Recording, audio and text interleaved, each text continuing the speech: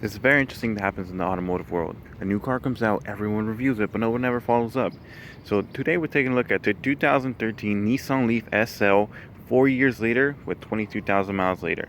Now, as you can see, it's aged pretty well from the outside. The paint is still practically like brand new. It's still, with a good cleaning, you can still see how it would shine now.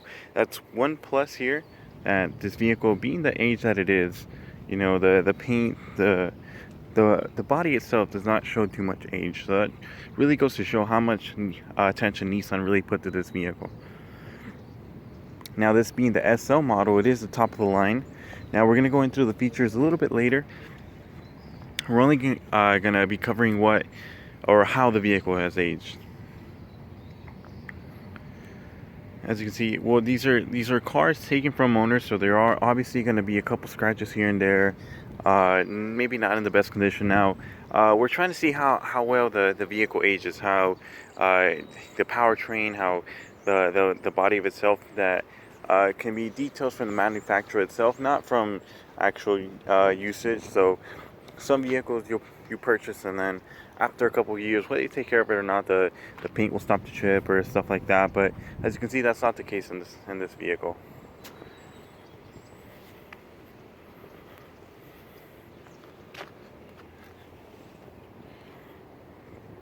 Now, this is one of the first really mainstream electric vehicles. Nissan was a pioneer there. You have a 24 kilowatt hour battery, good for about 85 miles of range or so, give or take a couple depending on the way you drive. Now let's go ahead and take a look at the interior and see how the interior has aged. Now, as you can see, yeah, it might be a little bit dirty, so kind of overlook that. But actually, the way the leather has aged, it looks very, very good. It almost looks like it came off of the factory. So, on some vehicles, especially when they have leather seats, you'll see them start to crinkle or like crack or stuff like that. Now, this is perfect leather on these seats. So, as you can see, definitely in some of the best conditions. Now, when it comes to underneath the hood, not a lot of people actually get a chance to ever see what's under the hood of a Nissan Leaf, or an electric car for that matter. Now, this is where the electric motor would be. So this is what helps the vehicle, kind of what propels the vehicle, what channels the battery energy into forward motion. Now, as you can see, there's not a lot of stuff here in comparison to a gas engine. Right, of course you do have an accessories battery, so this is what actually powers the whole like radio and everything like that. This is what the solar panel on the back of the Nissan Leaf charges. This is your motor, and the actual battery itself lives underneath the engine. As you can see here, it's this part of the engine doesn't look obviously like brand new. It seems a little bit dirty here. So I do believe this was an out-of-state car, so we're in California, but the owner originally got this from, I believe, New Jersey or somewhere pretty far. The Nissan Leaf is one of the vehicles sold worldwide, so again, it is understandable that some moisture and stuff got in here. But even with that, when you'll take a look at once we're driving, it drives almost like brand new. Really, the good thing about these electric cars, since there's not a lot of maintenance, not a lot of mechanical parts to really fail, it almost drives like brand new no matter what age the vehicle is. So we'll get inside the vehicle right now and kind of show you what I mean. Okay, sorry about that. All right. Now, this being the SL model, we do have top of the line features like navigation, nice alloy wheels, 17-inch alloy wheels. Now, these are good because of course, being more lightweight than steel wheels. So again, improving efficiency. Now, this one, I guess we're gonna cover a couple features just so we know what we're looking at. So now, this one, of course, well, they all have push to start. This one will, of course, include a leather wrap steering wheel, a nice 7-inch touchscreen with backup camera here, so we just put this vehicle in reverse, and we have a backup camera with predictive lines, so it's gonna let you know where the vehicle's heading to. So now the vehicle's on right now. And as you can see, it's incredibly quiet. There's not a lot of road noise. Actually, the noise from the outside, as soon as we close the door, it's almost incredibly silent in here. The vehicle's on, there's no rattling, there's no shaking, there's no much of anything really. You see up here on the dash, we have your speedometer, how good you're driving, the time of day, and the temperature outside.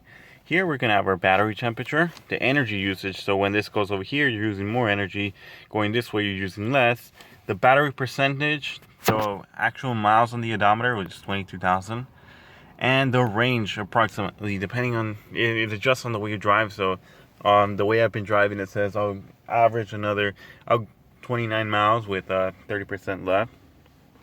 Heated seats, leather seats, heated steering wheel, so really a whole lot of features pretty much everywhere. We're going to turn on the AC because it's a little bit hot inside. And as you can see, it's aged incredibly well. I mean, the leather here on the sides is still good. The passenger side, aside from just being dirty, I mean, the leather is not overly like wrinkled or cracked or anything. So, I mean, being that it's 4 years later, I mean, this vehicle has aged incredibly well. You know, just with a good cleaning, you could almost put it back on the showroom floor.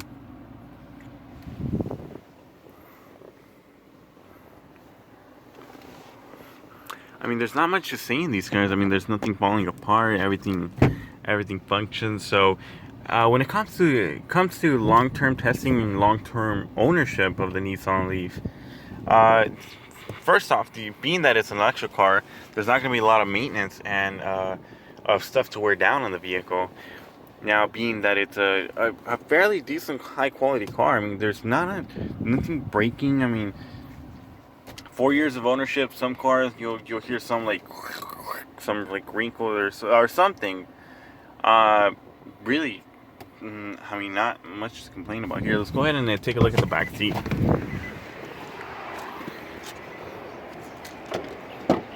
Alright, so now here in the back, Nissan also has like leather here on the sides, leather seats back here.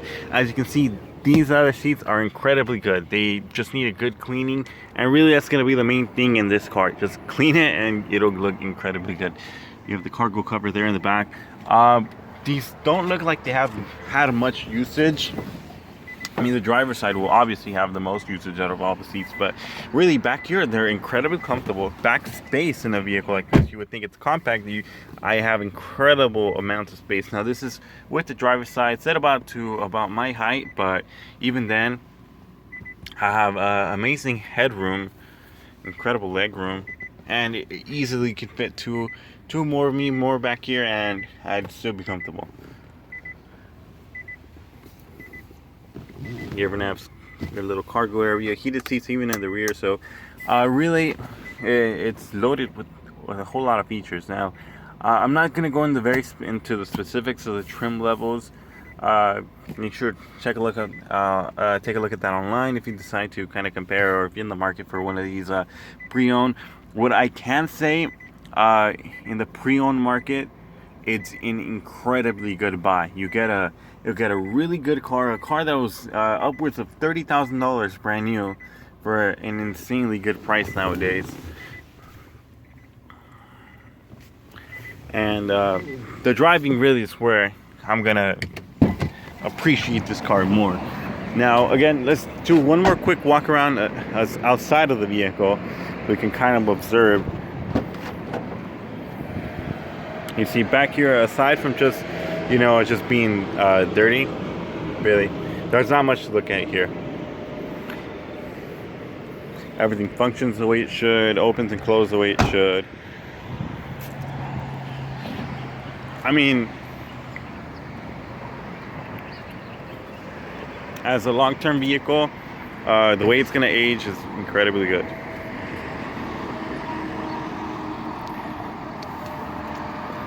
Quiet, as you can see, the car's on, but it's incredibly quiet. So man, I really don't know what to ding this vehicle for. I mean, some cars over time, some stuff is gonna fail, something's gonna be wrong, but in this car I just don't see it. Everything functions. everything works. Everything works really. I don't know what to say that's wrong about this car, but let's take it for a drive. You'll take a look at how everything sounds, how it runs. Now, when it comes to these cars, it's 100% torque at 0 RPM. So what that means, as soon as you step on it, because there's no mechanical things to like get going, it just goes. So it has a really good torque to horsepower ratio. It actually has a lot more torque than horsepower. So the thing with this electric car is a whole lot of torque, which means a lot of acceleration from a standstill or just when you're cruising. But after that, it kind of levels out. So you have good instant torque, but then because of the lower horsepower rating, it kind of goes back down. But it actually is a much better alternative to a 4-cylinder car. That being, you have more power than the 4-cylinder car as a matter of torque, and it has about the same amount of horsepower. So compared to the Nissan Versa, you have the same amount of horsepower, which would be 110, 109. But when it comes to torque, this easily overtakes the Nissan Versa. So what that means is that on a Nissan Versa or similar vehicle, Hyundai Accent, when you step on it, there's more time for the car to actually get up and go versus the Nissan Leaf, which was instantly get up and go. Now, this is important because in the used car market, you can find them for a very relatively similar price range. And when you're looking at a 4-cylinder car, you're going for economy, you're going for comfort and this and that. You don't want something that's going to be overly too wasteful in gas. Sometimes you do try sacrifice, of course, speed within those vehicles because a very small engine, lightweight car, but very small engine, not enough to propel it quick enough as you may want to. But when it comes to the Nissan Leaf, that's not a problem. You have the power of a bigger car, the economy of an economy car. All right, and the efficiency of no maintenance, no gas, nothing to fail on you. So if you buy it used, you don't have to worry about having to get inspected or anything like that. The battery has an 8-year, 100,000 mile warranty. But enough of that. Let's go take it for a drive. So we're on the road. We're doing some quick driving impressions of the vehicle. Now, as you can see, it's incredibly smooth, really. It has a lot of good pickup, really fast. So we're getting some stop signs, but some stoplights. So let's go ahead and. Now, when it comes to the Nissan Leaf, there's a couple driving modes you could be in. One, of course, is regular drive, like a normal car. You just put it in drive and you go. Now, that would be the least efficient way to drive, but not. Least efficient in like an exaggerating way. I mean, this car is incredibly efficient. If you're not pressing on the gas, how much you get. I've easily, in this vehicle, driving normally, city driving, I've gotten more than 100 miles of range. Maybe like 105, 107, but not crazy amount. And that's being the fact that this is a 2013, so it's not brand new. It was rated at 85 miles by the EPA, right? And I've gotten 100 miles on a charge in this vehicle. And that's with one of the let's say it has about 12 bars of capacity. That's with one gone. I've gotten about a little bit over 100 miles. Now, that's driving efficiently. I don't always necessarily drive that way, but it is possible. Right now, once we go into eco mode, you'll notice the vehicle accelerate a lot slower. It'll regen a lot more often than not. Ooh, these are some rough roads, but you see, even with the rough roads that we're driving on, it is incredibly smooth. Actually, it was built tough, really, is what we can say about the Leaf.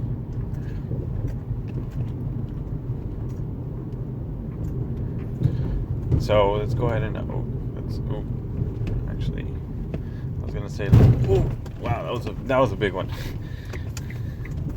Okay, but let's go into this little. Oh man, these streets here, man, they're kind of aggressive. Sorry about that. Popped it out of the holder. Okay. All right, so we're gonna do some 0 to 60 times Well, as close to 60 as we can in this car. We're also going to try eco mode and B mode, which is a separate mode from drive. So in this vehicle you can be in eco and drive mode.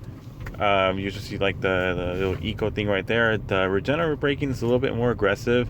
The pedal is actually like you have to push it more to take off a little bit more. And now brake mode would be separate from drive. Brake mode, you're going to combine it with brake mode and eco mode, which is crazy amounts of efficiency. I would imagine if you have that and you're driving, you don't care about speed, you don't care about getting up, and you just want to be a crazy amount of efficient, brake mode and eco mode would get you an insane amount of range. Now let's step on it. You'll hear some tire spin. You see this, what I mean with torque. It picked up very quickly. I don't know if you guys can see the speedometer from where it's at, but you step on it, brake spin, and wheel spin, car goes. As simple as that. We're gonna see if we can get some a little bit less traffic so we can try that again. I don't know if we're gonna have the chance to, but let's see here. So that's what I mean with electric cars and torque.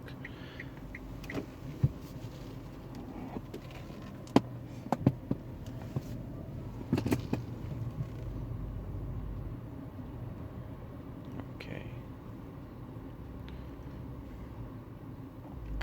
So in comparison to a gas car, it would be nowhere near as efficient, or as powerful with the amount of takeoff. So drive your regular 4-cylinder gas car and step on it, and you'll see where the main difference comes in these cars. Okay, so hopefully we got some. Let's see. So we're gonna step on it again. You see some slight wheel spin. Now the car's already at 40, and then once you get there, kind of it's continuing to go, but it kind of levels out a little bit. It doesn't have that good initial first sprint as it does from 0. So now let's say we're cruising at 50, and then we step on it again. You'll feel that power again come on, and then it levels out. So again, 0 to 60 on a car like this is not a problem compared to a Nissan, Nissan Versa or a Hyundai Accent or Kia Rio, anything like that. Now let's go into eco mode, and you'll see how the car, as soon as I press it, it slows down a little bit because it's using that regenerative braking power. Now let's go ahead into B mode. Okay, so B mode and eco mode would be the most efficient. Now even if you step on it from there, it still takes off because it's efficient but still has the power when you need it to. Now again, we did a huge ramble on efficiency of the car and everything like that, but as you can see, take off, no take off, instant torque, no take off. So as you can see there, now as you're hearing the vehicle, it's quiet. There's no rattles, there's no this, there's no that. There barely is any tire noise in this car.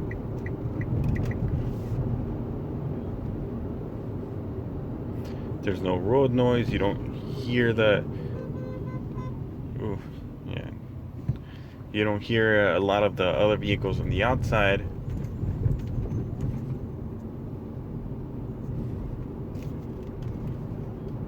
Would you like to access phone?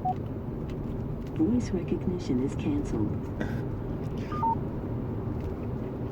It drives like a brand new car. So what I can say about these vehicles is really, for a teenager, perfect car to buy them. They don't go too far, and you don't have to worry about instead of buying an old car for somebody, you could just buy them an electric car. Really, they're inexpensive to maintain, inexpensive to drive, inexpensive to keep running, inexpensive to fuel up. They're just, overall, it seems like the perfect package, really.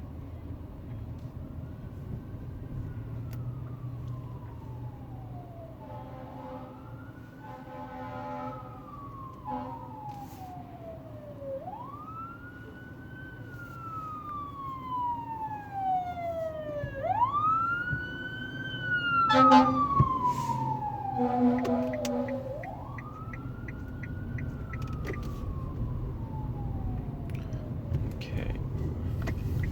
So I mean, this type of car would really earn the highest marks for me, really. When it comes to aging, like 4 years later, 3 years later, 2 years later, what doesn't matter. 10 years later, I still feel like this car would drive as good as it does right now. And in comparison to the other cars I've reviewed in the past, this really 10 out of 10, really, when it comes to driving dynamics and everything, and the way it drives, and because really there's nothing to fail in these cars. Versus gas cars, things are gonna wear down, something's gonna happen, whatever. But in this car, I mean, really 10 out of 10. I mean, what can I complain about? I haven't, this whole review, I haven't found anything to complain about, really. Just the car aged well from the outside, you know, as far as paint. Driving dynamics, it's still the same thing. Now, takes off like it's like if it was a new car and you were flooring it. So really, electric cars seem to be the future. All we need to improve upon is, of course, range and charging time, but it is what it is for now, the time being. But yeah, I mean, I feel like this whole time I've just been praising the electric car and this car in general, and really, I mean, I can't help it, really. I can't find anything to complain about. I'm trying to be as unbiased as I possibly can, and you know, trying to nitpick just to be fair. But I mean,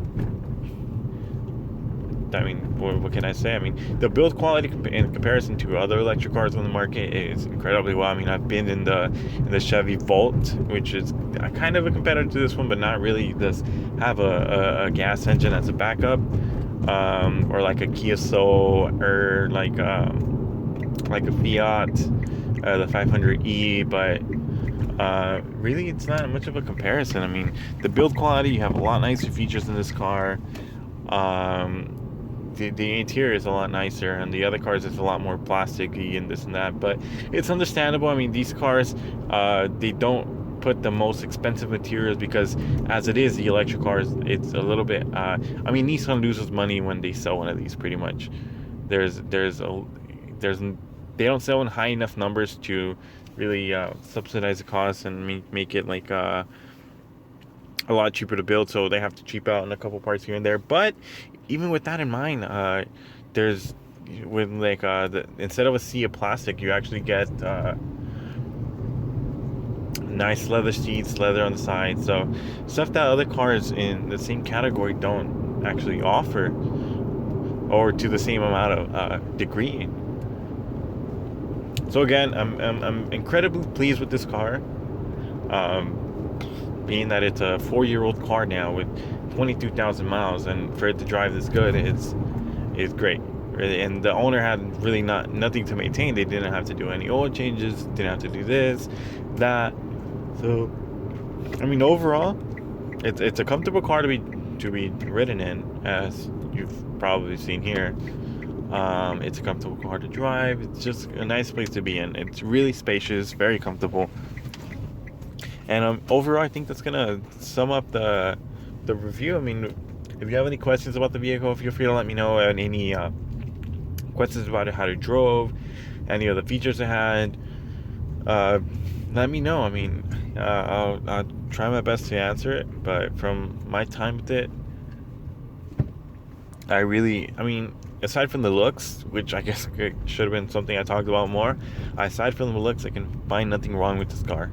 If they made a better looking version, or a sports car or something, I would 100% definitely buy it, because it had the efficiency of an electric car and power of a sports car. Or just, I mean, if it looked like a regular car, right? Like maybe like a Maxima version, or maybe even an Ultima version, I'd definitely be on the shopping list for this one.